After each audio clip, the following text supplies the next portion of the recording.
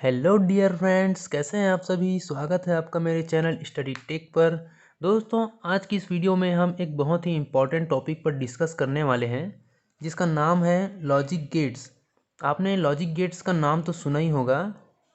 दोस्तों, exam point of view से ये बहुत ही इम्पॉर्टेंट टॉपिक है। दोस्तों, लॉजिक गेट्स होता क्या है। लॉजिक गेट्स एक सर्किट होता है, एक डिजिटल सर्किट होता है जिसमें कुछ इनपुट्स होते हैं और एक आउटपुट होता है।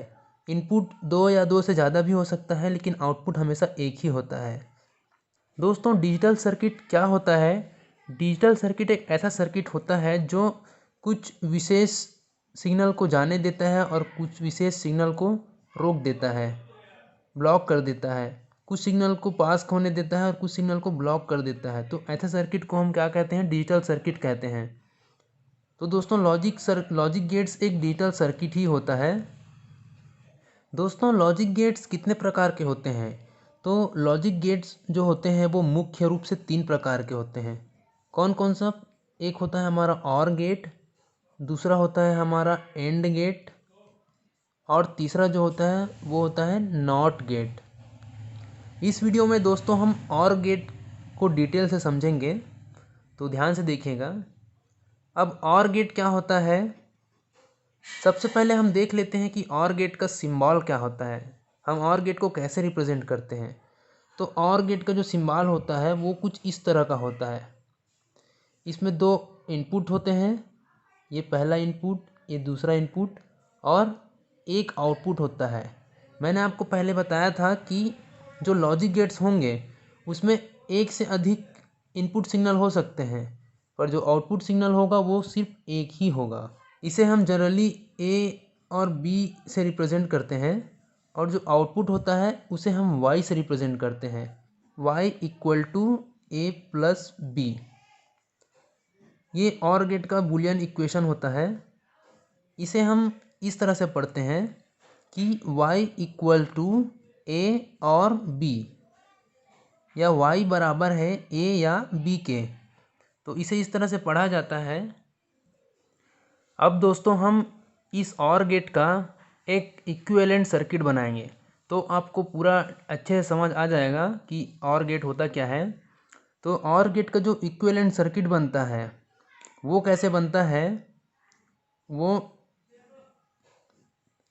यहाँ पर हम 2 स्विच लगाएंगे और इस सर्किट को हम एक बैटरी से कनेक्ट कर देंगे और यहाँ पर हम एक क्या लगाएंगे, यहाँ पर एक हम बल्ब लगा देंगे। तो अब क्या होगा दोस्तों, इसके पहले आपको एक चीज़ समझना पड़ेगा कि डिजिटल सर्किट में कहीं पर अगर सिग्नल है तो उसे हम 1 से डिनोट करते हैं, और अगर सिग्नल नहीं है तो वहाँ पर हम उसे 0 से डिनोट करते हैं। सिग्नल है तो 1 से, सिग्नल नहीं है तो 0 से। और अब देखिए, यहाँ पर अगर लैंप जलता है, ये जो लैंप है अगर ये जलता है तो हमारा जो आउटपुट होगा, आउटपुट हमारा क्या है, वाई है।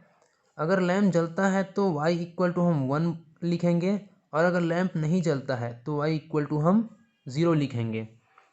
अब देखिए, ये जो K1 है ये क्या है, ये हमारा A है, और ये जो K2 है ये क्या है, ये B है। देखिए यहाँ पर 4 केस बनेंगे। 4 केस कैसे कैसे बनेंगे। पहला केस, यदि हम K1 को क्लोज करते हैं और K2 को ओपन करते हैं, मतलब कि क्लोज करेंगे तो a इक्वल टू 1 हो जाएगा, और b को ओपन रखेंगे तो b इक्वल टू 0 हो जाएगा। तब हमको यहाँ पर लैंप में सिग्नल मिलता है या नहीं मिलता है, या लैंप जो है वो जलेगा या नहीं जलेगा। तो देखिए, यहाँ से अगर हम k को क्लोज करते हैं तो यहाँ से जो हमारा इलेक्ट्रिक करंट निकलेगा वो इस रास्ते से फ्लो होते हुए यहाँ से अपना सर्किट पूरा करेगा। तो क्या है, लैंप जलेगा। इसका मतलब क्या है, इस केस में हमको y इक्वल टू क्या मिलेगा, 1 मिलेगा। अब दूसरा केस ये होगा कि यदि हम a को 0 करते हैं और b को 1 करते हैं, तो इस केस में हमें y इक्वल टू क्या मिलेगा, लैंप जलेगा या नहीं। तो देखिए, अगर k को हम ओपन रखते हैं, a को हम ओपन रखते हैं और b को हम क्लोज करते हैं, तो यहाँ से जो करंट जाएगा वो इस रास्ते से अपना पाथ कंप्लीट करेगा। तो इस कंडीशन में भी लैम्प जो है वो जलेगा। तो y इक्वल टू या आउटपुट इक्वल टू हमें क्या मिलेगा, 1 मिलेगा। तीसरा केस क्या बनता है कि यदि हम a को 0 रखते हैं और b को भी 0 रखते हैं तो क्या यहाँ से करंट फ्लो हो पाएगा? देखिए यहाँ से करंट फ्लो नहीं हो पाएगा, क्योंकि ये ओपन रहेगा, ये भी ओपन रहेगा, तो करंट अपना पाथ जो है वो कंप्लीट नहीं कर पाएगा। तो क्या हमारा लैम्प जलेगा? नहीं जलेगा। तो इस कंडीशन में हमें जो आउटपुट है वो क्या मिलेगा, 0 मिलेगा। और चौथा केस होता है दोस्तों, यदि हम ए को भी क्लोज करते हैं और बी को भी क्लोज कर देते हैं, तो इस कंडीशन में हमारा जो आउटपुट रहेगा वो क्या मिलेगा, 1 मिलेगा और लैम्प जो ग्लो करेगा। क्यों? देखिए अगर ये सर्किट भी क्लोज कर दिए, इसको भी क्लोज कर दिए, तो भी इस कंडीशन में भी करंट जो है अपना पाथ पूरा करेगा, लैम्प ग्लो करेगा और आउटपुट हमें 1 मिलेगा। अब हम इसके आधार पर और गेट का ट्रूथ टेबल बनाएंगे। ट्रूथ टेबल क्या होता है दोस्तों? ट्रूथ टेबल एक टेबल होता है जिसमें हम को ये पता चलता है कि कौन सा इनपुट देने से हमें क्या आउटपुट मिलेगा।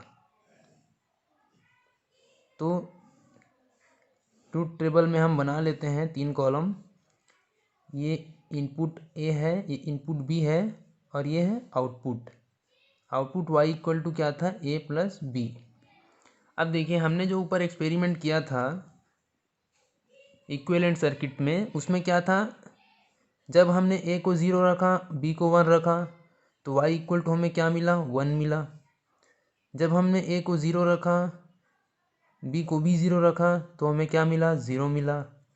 जब हमने ए को 1 रखा, बी को 0 में रखा, तो हमें 1 मिला।